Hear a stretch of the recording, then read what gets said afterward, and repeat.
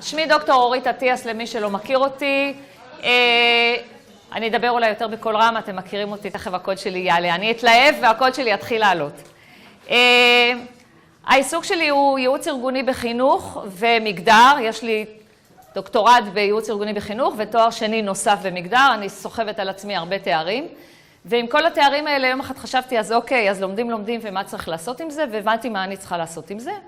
והבנתי, איך הוא אמר, מיקי יאגי, איך הוא אמר, הבנתי שלי יש לי את האיקיגאי, כי יש לי את היכולת, יש לי את מה שאני אוהבת, זה מתחבר לי מהמקצוע שלי, ויש לי שליחות.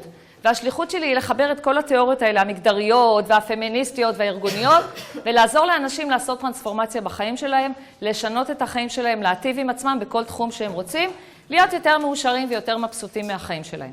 אז אני רוצה לשאול אתכם, אני לא אתחיל לעבור אחד פה ואתם לא ממש תענו לי, אתם ככה תחשבו לעצמכם, אם הייתי שואלת אתכם לאיזה בעל חיים אתם רוצים להידמות, או לאיזה בעל חיים אתם חושבים שאתם דומים, מה אתם חושבים שהרוב היו אומרים לי?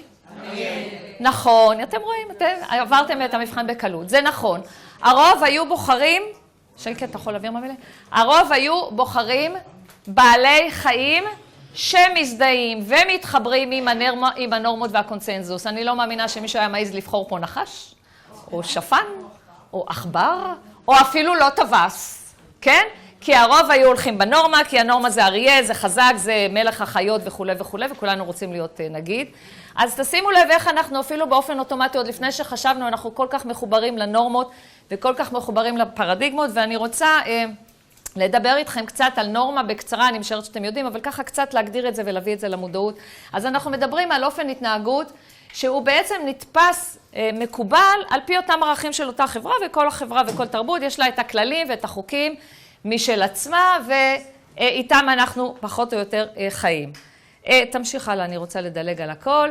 הנורמות האלה מגיעות אלינו, שוב, איך עופרה אמרה, מגיל 0 עד גיל משהו כזה, 30 ומשהו, לדעתי אפילו בקטע של הנורמות עוד פחות מגיל 30 ומשהו, אני חושבת עד גיל 7-8 אנחנו כבר מתחילים לקבל את הנורמות, חלק מהנורמות אפילו, אתם יודעים, אומרים, יש מחקרים אפילו, שאומרים שעם השנים דפוסים התנהגותיים, חינוך אפילו, הופך לאט לאט כאילו להיות גנטי, מרוב שזה כבר חודר לדם. אז חלקם זה כבר גנטי אפילו החברה כבר לא צריכה להשתמש באינדוקטרינציה כדי ללמד אותנו את הנורמות האלה, וזה הכניסו לנו, מה שהכניסו לנו בגיל צעיר מאוד, לא שאלו אותנו אם אנחנו מעוניינים בזה או לא, מה דעתנו, אף אחד לא שאל, וככה אנחנו חיינו לנו עם הנורמות האלה. תמשיך הלאה. ואני רק רוצה ככה לא להכביר עכשיו במילים ולהראות לכם סרטון ממש חמוד קצר, שקפים כאלה שתראו איך, ומי שמכיר מכיר כי זה לא אני המצאתי את זה, אבל תראו כמה יפה זה מסביר איך הנורמות מתקבעות בעצם.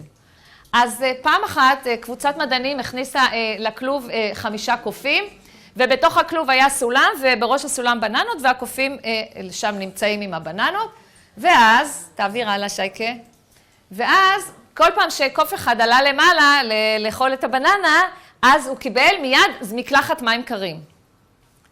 ואז, עונשים חברתיים, את באה לחתונה ולא התחתנת בגיל 30. בקרוב אצלך, נו מתי, מה מתי, חבר'ה זה עונש חברתי, זה לא שאכפת למישהו מכם בכלל. אומרת את זה לדודות בהלוויות אחר כך. מחזירה להם, מחזירות. יפה. את הענשת אותי, אני אראה לך. אני אחזיר לך גם כן עונש. נו, מתי? בייחוד אם יש לך ירושה גבוהה ואני רשומה בצבא, אז בכלל. אז שיימינג זה עונש חברתי חדש, תשימו לב. הייתה פה מוניקה, איך קוראים לה? מוניקה לוינסקי. הייתה פה עכשיו... לוינסקי.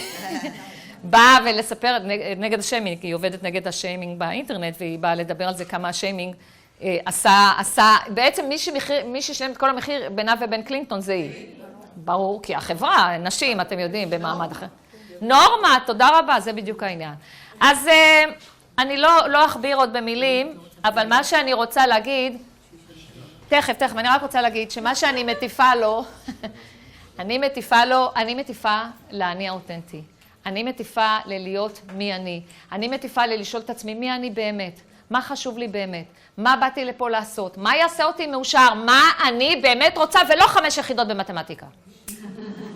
תראי, קודם כל, הרבה פעמים התהליך הטבעי אצל אנשים זה שהם חוטפים את הבומבה בחיים, ואז הם מתעוררים, מתחילים לשאול שאלות, פתאום יש איזה מכה, פתאום פיטרו אותך מעבודה, או התגרשת, או פשט רגל, או לא עלינו, ואז את מתעוררת. זה בדרך כלל מה שקורה, אני מעדיפה שזה לא יקרה.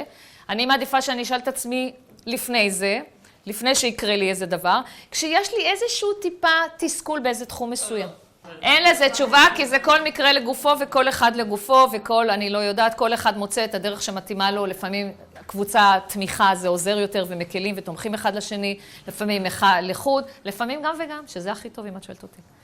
אבל כל אחד ימצא את הדרך שלו, שהתלמיד מוכן, המורה מגיע והבית ספר פה לרשותכם, ואנחנו פה, ותודה רבה. תודה רבה.